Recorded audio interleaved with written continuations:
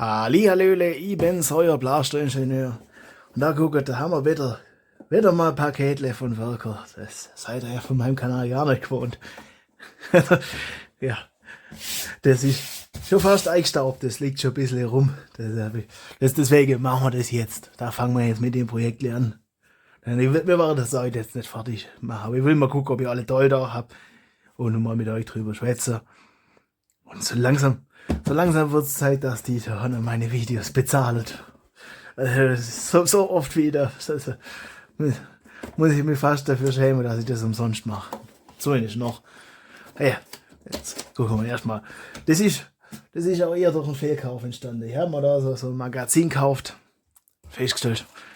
Das ist nicht das, was ich wollte, aber doch, was ich wollte. Also, oder nicht das, was ich brauchte, aber was ich irgendwie wollte. Und das ist da, ja, das wollte ich zum einen in Blau haben, zum anderen war ich ein bisschen überrascht, wenn ihr das seht, das ist ein bisschen breiter wie so ein normales Magazin. Das ist ein bisschen anders. Das ist jetzt der zweite Videoversuch.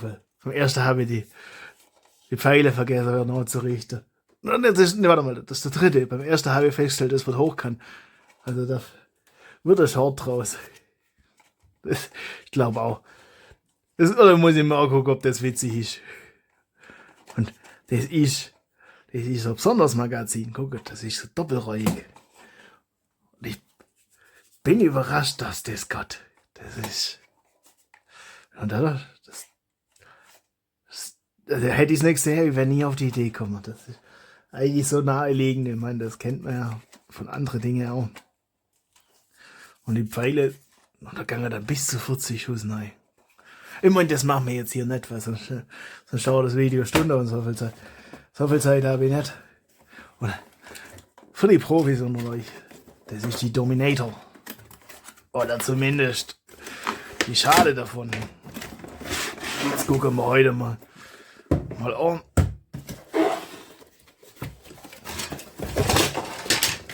Ja. Ja, vergesse die Lipos noch zu richten. Da kann es sein, dass man dann doch einen Schnitt braucht. Ja, hab gehofft, dass ich das heute im One-Take hinkriege. Aber ich fange jetzt nicht nochmal 40 Mal an. Aber dann müssen wir halt die Magie des Schnitts. Oder muss ich ein bisschen Zeit ins Video editieren, investieren. Na Gott, das auch. Ja, das gucken wir heute mal. Weil wir müssen das so aufschrauben, was wir da alles da haben und ob wir alles da haben. Ich bin mir noch nicht sicher. Das will ich jetzt mit euch mal einfach auch gucken. Deswegen packen wir die Box schön an. Sieht so halbwegs schön aus. Und dann haben wir da einen Haufen Gerüst. Und eine Anleitung.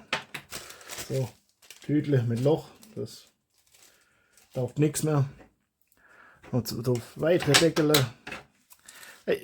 Ich hab das schon mal aufgemacht. Ein paar Mal. Ich hab immer wieder mal reingeguckt. Ich fliege Pfeile los. Und dann kann man da noch, auch wenn man will, das rein machen. Aber nur wenn man will. Und dann kann man normale Magazine rein tun. Das ist schon cool gemacht. Ich bin am Überlegen. Ich glaube, den machen wir langfristig vollautomatisch. Oh Gott, das ist schwer. Ui. Ja, der will vollautomatisch sein. Das ist schon. Und den Taster den will ich auch ändern. So, und der schwarze ist halt einfach. Oder. Da habe ich mich noch nicht entschieden. Aber orange wird es auf jeden Fall nicht. Also. Wobei. Wäre auch einfach. Oranges Filament hätte ich schon da. Dann müssen wir das alles nicht ändern. Wobei, wir haben das ja für die Swordfish geändert. Und für die Streif haben wir es geändert. Das heißt, das dürfte, wenn ich das so sehe, ziemlich genau dasselbe sein.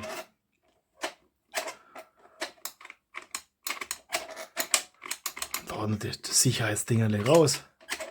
Durch das passen. Das da haben wir auch schon. Das ist ja dasselbe. Entweder wie von der Prophecy oder wie von der Streif. oder von der Swordfish. Also das Prinzip ist dasselbe. Das dürfte jetzt auch kein Problem sein, das zu ändern. Das ist da vorne, setzen wir einfach. Das ist ganz cool. Das ist sogar orange Röhrle. Orange in Orange. Ich meine, so können es auch Silber sein. Was wir da jetzt haben. Anleitung. Das brauchen wir das. Sogar ausführlich und bebildert und alles und Dinge. Da ist für Streif und für Swordfish und aber das ist Swordfish und für Terminator wird glaube gar nicht beschrieben. Aber das ja. Das ist jetzt. Ach doch, da auf der Seite. Weil da der Witz ist, da passen mehrere Schwungrädlerskäfig rein. Und wir haben ja bei meinem eigenen Blaster schon gesehen, bei meinem zweiten eigenen Blaster, bis zu 3 bringen noch was, wenn man dann eine entsprechende Lipo hat. Und wir haben auch schon, daher habe ich auch die ganze Schraube von eigenen Blaster. Ja, da ist immer normalerweise verdoppelte drin. Und ich habe mir da einfach die Schraube brav klaut. Und wir haben durchsichtige Schwungrädler und Stapelmotorle und anderes Rädle und ein bisschen Anschlüsse und Zeugs und Schreibler. Da hätte ich sagen, ich schraube das mal auf, hol ganz heimlich meine Lipos und dann können wir mal gucken, was denn wie so passt, was wir denn machen müssen, was wir dann Teil brauchen. Und dann machen wir das beim nächsten Mal. Guckt. Ich meine, bei den nächsten Male, also das kann schon sein, dass man am Anfang die Farbe lasset oder einfach mal gucken, dass man das zum Laufen kriegt, dass man die Verkabelung reinmacht. Aber das Taschentuch gleich ändern, das habe ich übersehen, dass das so komische Farbe hat. Aber das kriegt man alles noch und noch. Dann schraube ich das mal auf und dann bis gleich.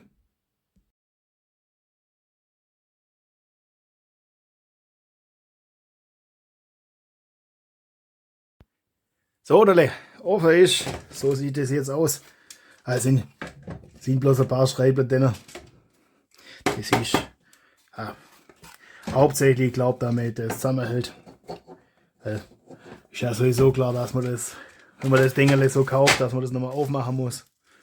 Schreiber gleich mal auf die Seite. Weil mir war das heute, so viel kann ich Freude nicht zumachen. Das haben wir da noch. Für was auch immer das gut ist. Kann man schon vielleicht noch irgendwie brauchen. Und jetzt haben wir da noch, hab's mal auspackt, damit wir das Geraschel da vorne währenddessen nicht haben. So das dann aussehen. Ja, das können wir nicht auch rauslassen. Das müssen wir irgendwie anders. Und das sind die schräge Schwungrädlerskäfig. Müssen wir mal gucken. Auch genau 6 Modelle. Ja, 2 räuchert von Anfang. Und das sind, ja, ich mag die Valkyrie, die sind nicht so gar so laut. Das ist gut, wobei der Streif, also ja, da habe ich in meiner blauen Streif habe ich die Merlin-Motoren drin. Die sind ja schon extrem laut, aber die Streif ist auch allgemein recht laut oder scheppert halt so, weil ja, ist dafür halt einfach nicht ausgelegt. Ich meine, der andere, das ist, die Swordfish ist generell auch einfach leiser. So, jetzt das muss ein bisschen in Position komplementiert werden. Jetzt packen wir das. Dass das irgendwo aneckt und wir doch neue Schwungrädlerskäfig brauchen, aber das durfte, so wie ich das sehe, wird es dem Pfeile ganz schlecht vor lauter Drehungen. Und wenn das alles nicht langt, dann machen wir da noch, ihr wisst ja, bei meiner Swordfish habe ich da so ein BK. Das könnte man da auch in der entsprechenden Farbe, also was auch immer man da für Farbe für innen verwendet, auch einfach damit rauslassen. Ich glaube, das sieht noch schon cool aus.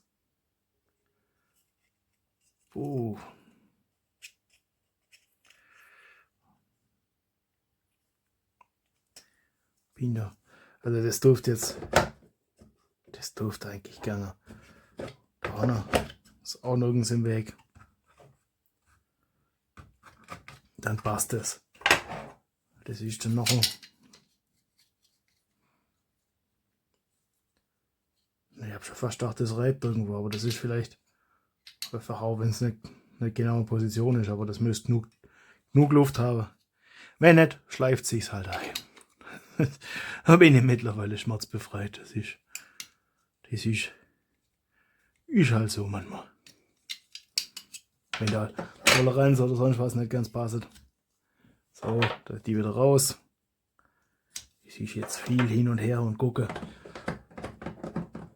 Das kann auch sein, dass das machen wir glaube ich auch. Ich weiß nicht. Was kostet der Schalter? 5 Ampere.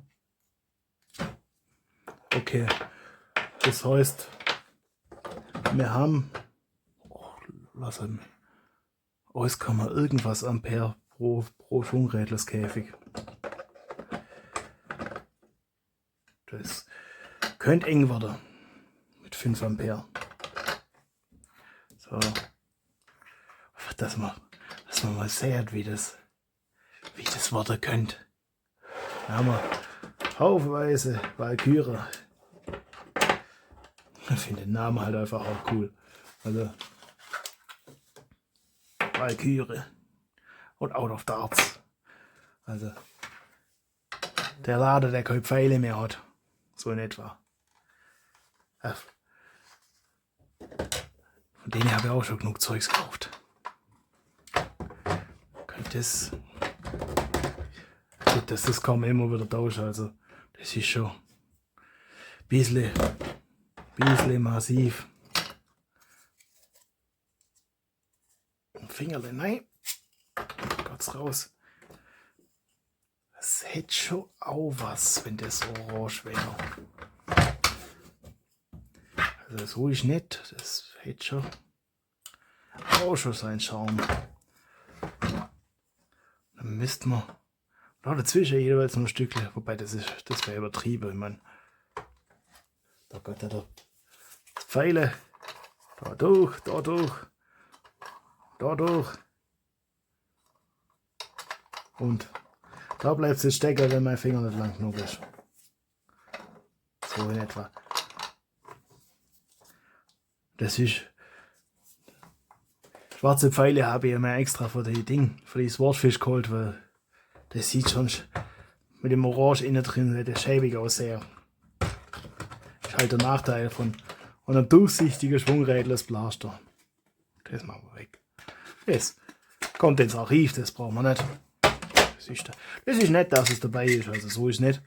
Aber brauchen wir für den Blaster nicht, wir haben also ein großes Magazin. Jetzt gucken wir mal, mit welchem Lipo wir denn nachkommen. Oder den reinpassen tät. Reellen wir auf die Seite. Das ist eine andere Option, das ist auch für Schwungrädlersblästerler. Das packen wir mal auf die Seite. Das ist ziemlich genau die Streif. Abgesehen davon, dass das doch halt schon von vornherein von größeres Taster ausgelegt ist. Wobei 5 Ampere schon. 15 Ampere. Und sind 1,5 Ampere bei, was weiß ich, 15 Ampere. Wenn ich mich nicht alles täusche, so ein Schwungrädlerskäfig hat 28 Ampere, wenn es blockiert. Ich will ja nur Begründung finden, warum ich da wieder Relais verbauen will. Weil die Relais halten 80 Ampere aus, soweit das ist jetzt alles aus dem Gedächtnis. Ich habe das mal irgendwann mal, ich glaube bei der Swordfish und bei meinem eigenen Blaster, ich habe das ein paar Mal aufdröselt, was wie viel braucht. Und da das ist ja bei im Dateblatt, würde ich fast sagen, aber das ist so Flyerle mit Drehmoment und Leerlaufstrom und Blockierstrom und Drehzahl, und das war's bei, was weiß ich, bei meiner 3S Lipo Spannung so in etwa. Das ist jetzt nicht wahnsinnig detailliert, aber es reicht. Und ich habe mir ursprünglich für den Blaster da solche Lipos gekauft. Was seht ihr, das ist ein bisschen. Das ist ja schon schön gut, wenn da die Maße dran stehen, weil danach habe ich es ausgelegt. Aber ich will die Kabel jetzt auch nicht so quetschen, dass das passt. Und ihr seht, das passen. Das Problem ist bloß, die Kabel müssen irgendwie um die Ecke. Und dann habe ich dann auch andere Anschluss wie normal. Also das ist dann, oder da habe ich mir dann so Kabelstücke dafür gekauft. Da könnte man einen Adapter machen. Oder man nimmt halt, ja, wir gehen auf 4S, aber den habe ich neulich von Eugen Blaster gekauft. Der passt halt. Da haben wir dann weiter den Deckel, da seht ihr, das ist ein bisschen dicker Brummer. Also ihr seht schon, das ist, ja, das war Option, andere Option, die nicht so richtig gegangen ist. Und schräg nein ist halt auch nicht wirklich eine Option. So schräg nein, nee, das, wie ich es mache, ist Schmamm. Das. Dann haben wir der gute alte, mein erster Lipo. Der ist auch, gut, der hat gemütlich reinpassen. Aber wobei habe ich das nicht einmal 75 mal 0,65. Das müsste, glaube ich, gerade so räuchern, dass einer blockieren kann und die anderen auf drehen können. Also wenn zwei blockieren, da habe ich was, glaube dann war es schon eine Grenze. Aber der hat halt schön reinpassen. Und auch, ist auch ein bisschen eine enge Geschichte. Weil da können die Standard-Connector nehmen. Dann könnte man da irgendwo da ein Lipo-Guard reinkleben. Schön eine schwarze Box. Das bin ich mir überlegen, ob wir da in der Reihe nicht einfach schwarz machen. Das ist alles, also schwarz ausdrucket. Und da haben wir ja bei der Streif schon Erfahrungen. Also die Doyle habe ich ja mittlerweile. Das und das habe ich selber entworfen. Das habe ich. Ne, für die Riken habe ich das anpasst, aber für die Streif habe ich das einfach genommen. Und das habe ich auch gefunden. Das habe ich auch gefunden. Also die Doyle gibt es schon. Die habe ich selber entworfen. Da ich meine, dafür gibt es auch Doyle, aber das hat man nicht ganz passt von der Stabilität her. Deswegen habe ich selber entworfen, dass da eine der Schrauben reinkommt. Und damit habe ich das Problem umgegangen. Könnt ihr euch bei der Swordfish auch gucken. Aber das wäre Option. Was haben wir denn sonst noch für Optionen? Den da vorne hätten wir. Den habe ich mir für einen automatischen Blaster mal gekauft.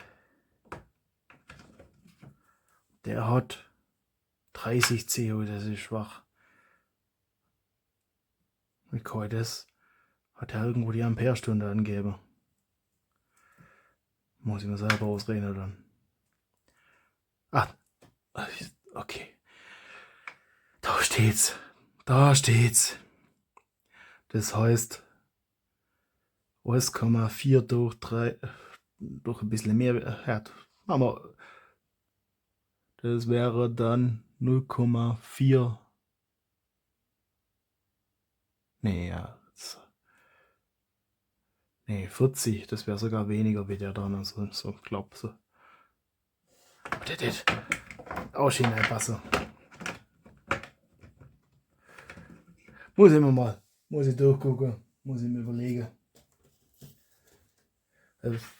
Der wird, glaube ich, ziemlich gut passen. Der hat da noch, was hat er? Ja, das ist dann eure Amperestunde mal 80, dann haben wir 80 Ampere. So wie das, was das aushält. Es ist halt, ja, damit bin ich nicht glücklich. Auch Leute, wenn er Maße angeht, also das ist halt, ach, dass die Kabel dann auch so ausgucken, dass man, ich meine, irgendwie braucht es eine Zugentlastung, ist klar, aber das gehört dann halt für mich zu den Maße dazu. Da hätte ich weitergeguckt. Das ist, aber da verstehe ich sowieso nicht, warum der Blaster, warum das alles so eng ist. Und das hätten wir das hat bei dir, also das ist ein bisschen, gut, arg viel mehr Platz. Arg viel mehr Platz wäre jetzt auch nicht gewesen. Das ist nach hinten vielleicht ein Millimeter oder so. Nach vorne noch ein Millimeter. Wobei da ist schon das Magazinfach. Oben hält man da noch. Vielleicht, aber dann muss, ja gut, da ist dann wahrscheinlich, muss dann wahrscheinlich, wenn man das vollautomatisch machen will, da was rein. Das heißt, da wäre auch nichts mehr gegangen. Ja. Es kann dann schon sein, dass man mit dem Blaster, mit dem Lipo da zurechtkommen müssen. Man tut auch das Deckel da hin. Und wir sind halt ein bisschen quetsche den ein kleines bisschen, also das ist minimal, das duftet. Und dann machen wir da auf jeden Fall dann einen Adapter rein. Das Geraschel den stecke ich jetzt nicht aus, sonst ist die Wahrscheinlichkeit hoch, dass ich einen Kurzschluss mache. Und dann können wir da, das habe ich schon vorbereitet, auf. Ja, das habe ich vorbereitet, aber halt nicht richtig. Ja, das muss dann da rein nachher. Und da muss ja anders noch. Das geht so natürlich nicht, da habe ich nicht aufgepasst. Also, das legen wir da, das müsste XT30 sein, ja, XT30. Das legen wir für die XT30 aus. Und ich habe mittlerweile auch einen 2S Lipo. Das ist, den habe ich glaube noch nie verwendet für irgendwas. Wobei, doch, kann sein, dass ich den mal auf Streif sogar testet habe. Das gucken wollte, ob es dann leiser wird, aber dem war nicht so. Das Ding macht trotzdem Krach. Ja, so, jetzt wissen wir grob, was wir brauchen. Ich muss gucken. Ich glaube, fürs Erste lasse ich die Däule in schwarz raus. Und dann Tasterle, da die Steckerle, ein Relele und dann passt es fürs Erste. Und die Sicherungsding kommt raus. Das braucht man nicht. Zumindest meiner Ansicht nach nicht. Und das Ganze mal schwarz rauslassen, weil die Däule möchte ich es nicht einfach aufmachen. Und dann langfristig wird das, wenn ich das irgendwie hinkriege, dass das optisch halbwegs nach was aussieht, vollautomatisch. Das wäre schon mal cool, selber ein vollautomatischer Schwungrädler Blaster zu bauen. Wobei, das könnt ihr auch beim eigenen Blaster machen. Da mal vollautomatische Einheit. Das wäre glaub noch eine Idee cooler. Also wie dann bei dem Blaster. Weil das ist halt dann wieder so gelb verkleidetes Motörle und da dachte ich, ja wisst ihr, das muss. Bei mir muss das noch was aussehen und noch. Also so kunterbunt will ich nicht, das gefällt mir nicht. Das ist nicht meins. Aber das darf da jeder so machen, wie er mag. Und dann wünsche ich euch viel Spaß beim Basteln. Lasst ein Abo da, wenn ihr wissen wollt, wie es weitergeht. Drückt das Klingerle und das ganze Matsch da, das war halt so kennt und Zeugs und was die euch so erzählen. Und dann wünsche ich euch viel Spaß beim Basteln. Euer Blaster-Ingenieur.